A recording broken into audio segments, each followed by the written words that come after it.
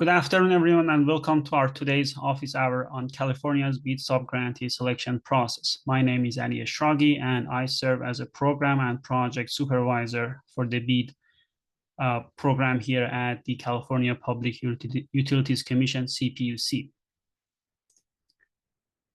I'm joined today by my colleagues from the CPUC and CTC Technology and Energy, as well as Ready.net. Here is the agenda for today's session. We'll start with a brief welcome and some housekeeping notes.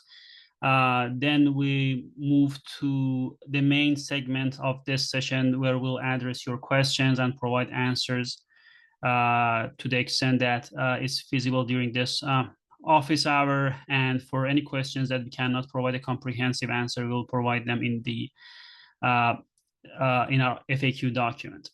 At the end, we'll wrap up by outlining next steps and sharing some important reminders.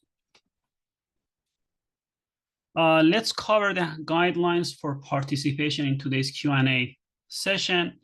To ask a question, please write your question in the chat. We'll go through them one by one. Please keep yourself on mute. If we need you to elaborate or add to part of your question, we'll ask you to unmute yourself. If you're called upon to clarify any parts of your question, please provide the clarification in the chat afterward. This would help us to capture your input for inclusion in the FAQ document. We'll start with the first round of questions, giving everyone a chance to ask one question. Please avoid multi-part questions during this round. After the initial round, if time allows, we open the floor for additional questions. If you'd like to follow up on someone else's question, please write it in the chat and wait until we go through your question. Let's move on to the next slide and what is in the scope for today's session. Just a bit background, this is the first office hour for BEAD 2.0 that we are hosting, as it's been notified and posted on our website. We plan to hold 4 of these office hours during the project application window, Tuesdays and Thursdays of this week and next week, 1 p.m. same time. These office hours are an open forum for stakeholders to engage with the CPUC to ask specific questions, seek clarification, and guidance about the BEAD 2.0 project application process. The BEAD 2.0 project application, benefit of the bargain round, opened on Saturday, July 19th. The application window will be open for 2 weeks and will be closed on Saturday, August 2nd at 6 p.m. Pacific. Just a few notes and reminders. Questions and answers from today's meeting will be posted in a subsequent FAQ document that we will post on our website. Additionally, we are recording this session, and the recording will also be available on our website. There will be questions, as I mentioned earlier, that we might not be able to fully answer during this session. We will take those questions back, review them, and include the responses in the FAQ document. The FAQ document is where we consolidate response to questions received through BEAD outreach channels, including the office hours, webinar, our email addresses, and we plan to regularly update them through the benefit of the bargain round as time permits. The first version of this document, FAQ document BEAD 2.0, was published on July 17th. We are aiming to publish the next version, second version, by tomorrow.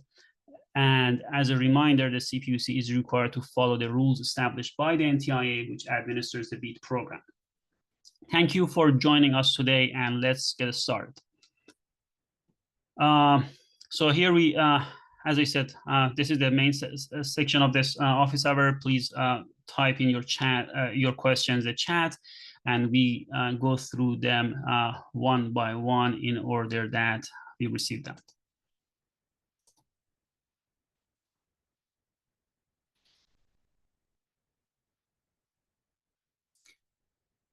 Okay, the first question,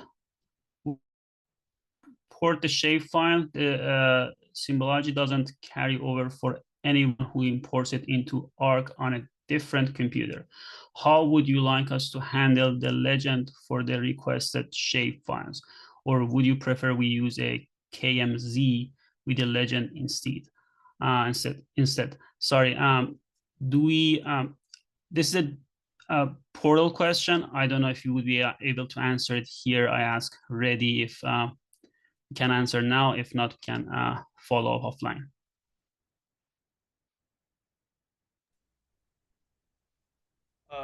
We can help look into that, but probably need to follow up offline. I think that's going to require some further investigation. So So it's not, sorry, go it's ahead. not really a portal question because the NOFO asks, it says like you have to include a legend, but it asks for shape files. Like, can we just submit a KMZ instead of shape files, I guess is my question, so that the legend can be there? Or is the legend not as important if we label our layers correctly?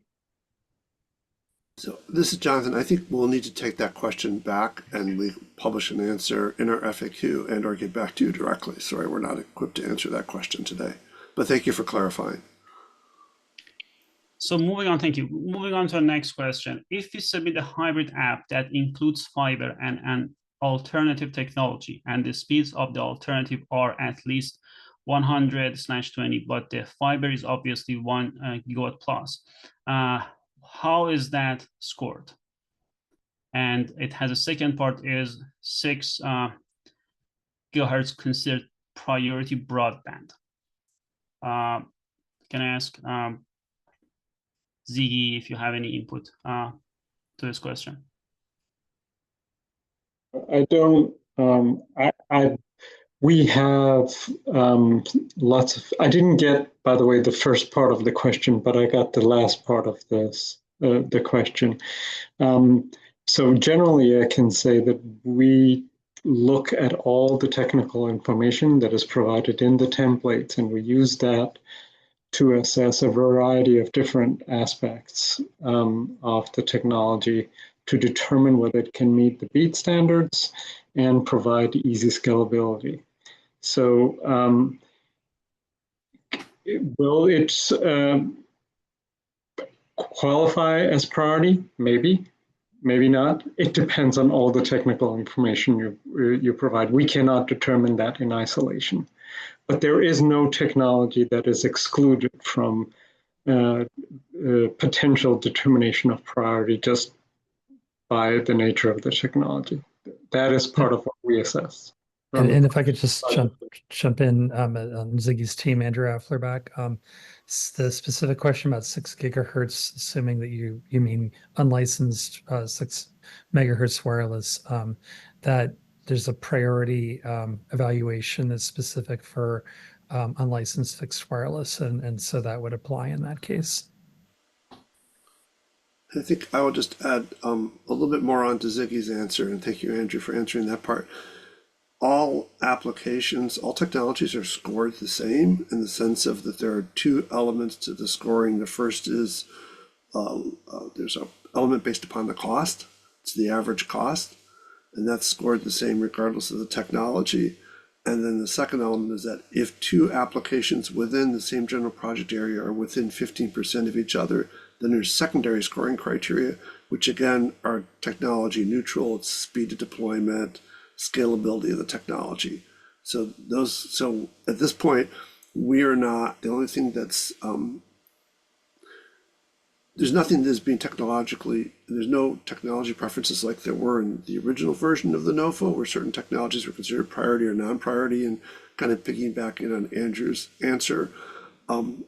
We will be conducting, any applicant that asserts that their technology meets the standards of priority, we will be conducting an engineering-based review to determine if that technology is capable of meeting the criteria as defined in the Infrastructure Investment Job Act as to what is a priority project. So technology now is, all technologies are treated the same. They all have to, if they're going to be asserted to be priority, they all have to meet the priority definition. And the scoring now is based upon cost in the first instance and where projects are in the same general project area and within 15%, then it's scalability and speed to deployment. Thank you, Jonathan. So I think the first part of the question, if you can provide any input, if not, we can provide an FAQ document, is asking if they have a hybrid project and that project goes for the secondary scoring criteria. The hybrid project has two different technology with different speed, how we are going to score that. So Ziggy, if you have any input into that. It will be assessed based on the lower speed. So because it's a hybrid project, so it's whatever you can attain to all your locations. Thank you, Ziggy. So moving on to the next question, can you please confirm that state prevailing wage laws are required to be followed by applicants for the BEAD benefit of the bargain round? Jonathan, do you have any? Yeah, the short answer is yes. State laws still apply in this situation. There was a recently the NTIA updated their frequently asked questions and clarified that states that have prevailing wage laws are able to continue to enforce those prevailing wage laws. Thank you. The next question seems to be a portal question, so I asked Clay if he can provide input into this. If we are combining two applications from round one, will it present any problem to use one of the existing applications that was carried forward from round one and edited as needed for the combined project areas? No issues. So when you look at your in progress application, that's a copy of the carried forward round one application. You'll see when you go in there that you have to redefine PAUs since the underlying locations have changed.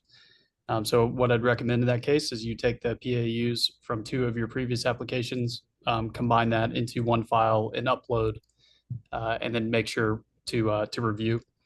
Also, if you are doing that, pay close attention to all the different questions and inputs and financials and network diagrams and edit accordingly. Thank you, Clay. So the next question is more about like the program in general. I'll read the question, and Jonathan, if you want to provide any input into that. What will the high-speed internet expansion look like for the underserved persons benefiting from this? How will these services be provided? My organization provides telehealth mental health services and wants to know if this will be a good fit for us to reach low-income individuals. So I'll start off on the answer and then appreciate any further thoughts you have, Ziggy. So the way the BEAD program is structured is that it provides grants to entities to build broadband networks on a regional basis. Those networks, when they're built, will result in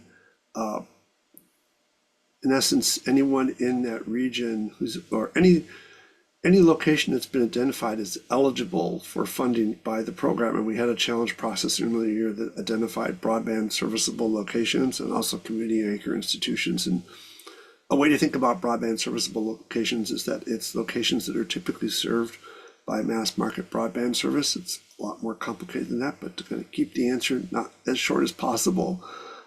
So in a geographic area, certain locations have been identified as being eligible for funding. If an entity is successful in obtaining a grant through the BEAD program, they'll be obligated to build broadband infrastructure to all of the eligible locations, except for those that they've designated that they're not going to build to in that area. When that's successfully completed, individuals at those locations will be able to purchase service from that broadband service provider. There is a requirement as a result of the restructuring notice that the entity that's received the award, in essence, the ISP in that area, will be required to provide a low-income plan. Generally speaking, these infrastructures should support 100 megabits per second down and 20 megabits per second up with 100 millisecond latency. What the actual technology that will be deployed will depend upon a variety of factors, which we've discussed a little bit previously in terms of analyzing applications in an area. Ziggy, is there anything you would like to add to that? This was great. Only that think of it as a road network. We don't determine what services will be delivered on this infrastructure. This is a grant funding program to help build the infrastructure to locations that are currently not having it. They don't have those roads, so to speak. Thank you. So let's move on to the next question. The next one is also a portal question. Were the only applications that were submitted in round one carried forward to this round? If we had an application drafted in the portal, but that we did not submit in round one, can that application be edited in the portal for submission in round two? Or will those applications need to be started from scratch? I want to get back to you on in the FAQs on that one. I need to double check functionality. Thank you, Clay.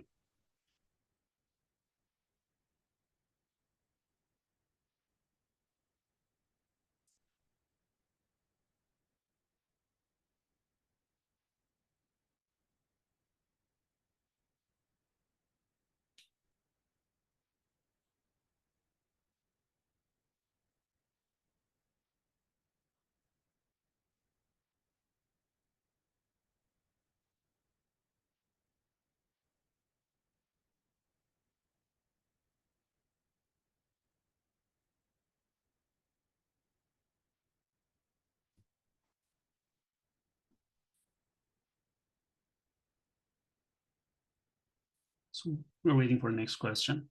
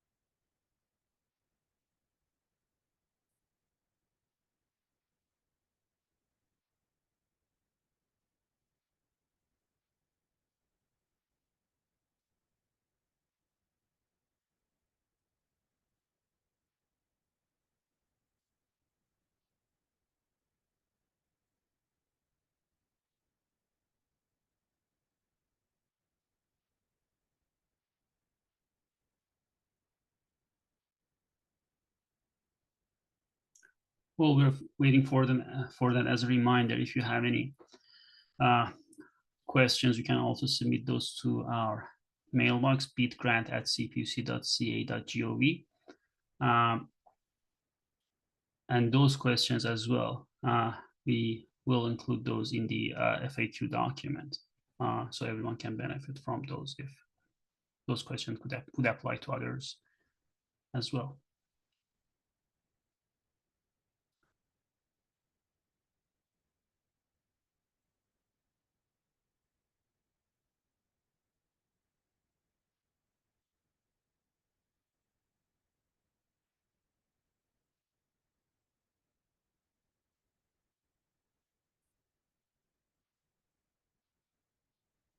Maybe giving another couple of minutes to see if there are any other questions, and if not, we can wrap up this section.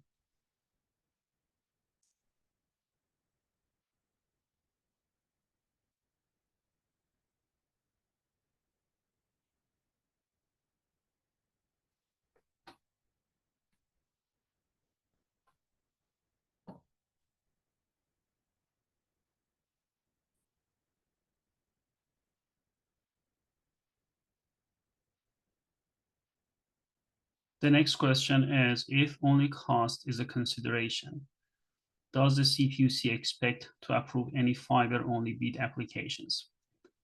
Maybe, Ziggy, if you want to provide an overview of a quick overview of the technology applications and our process to review those and score them, that could answer this question.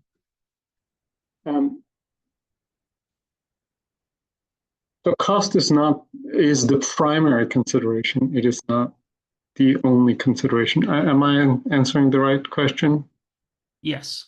Yeah, okay. Yes, cost is not the only, it is the primary consideration when evaluating two applications against each other in the same general project area. I believe that's the term that NTA uses. So you could have locations where fiber wins out for sure, but it could also be other technologies. The first sort of classification in terms of preference is priority versus non-priority. So if there are two priority applications, one is with fiber, one is with another technology, and they're both priority, then if the other technology is cheaper, it may win out, but again, only if they are in the same general project area. So, and CPUC is required to select based on the overall cost of the program, but again, within the same general project area. So yeah, I know it's a complicated answer, but and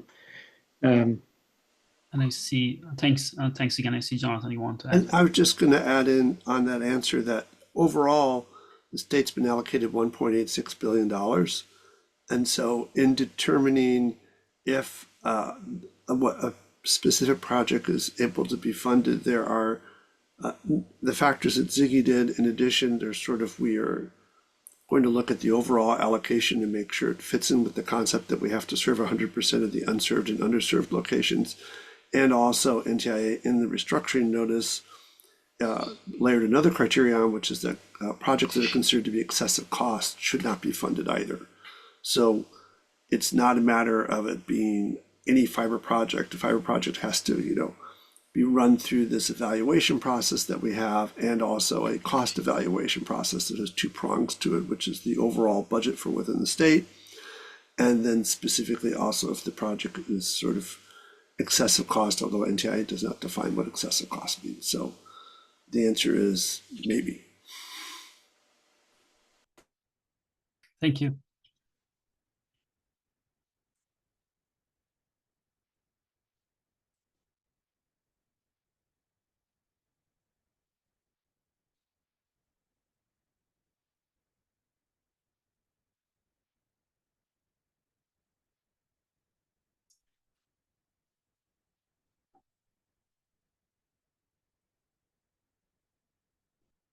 The next question is, could a satellite provider win the entire BEAD outlay?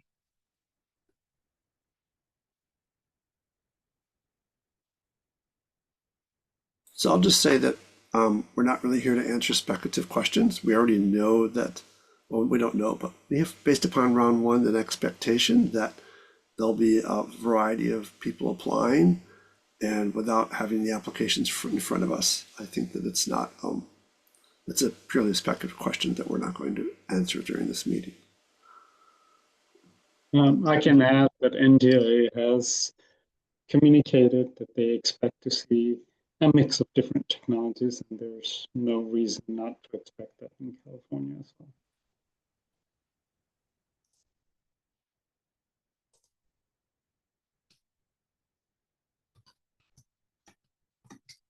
Okay, just see last call for any other questions. If not, we can wrap up this session.